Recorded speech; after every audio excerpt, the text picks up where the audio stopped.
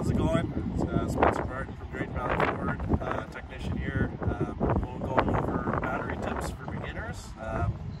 We're looking at battery maintenance and connections today.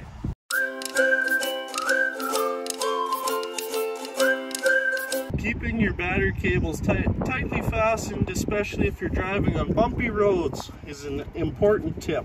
If you're having loose cables, can cause internal damage or short circuits. This will force you to have to replace the battery sooner than needed. While on the topic of cable, ensure you're cleaning the cables from corrosion. It's normal for them to corrode over time, but be sure to keep an eye on it once they're cleaned off.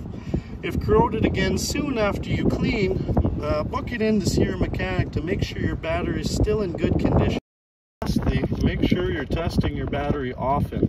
Testing the battery's output voltage level with a car battery tester can keep track of how well you're maintaining your battery and can tell if you're due for a new one. Thank you for joining us on this episode of Tech Tips. Make sure to like, comment, and subscribe to see more of us.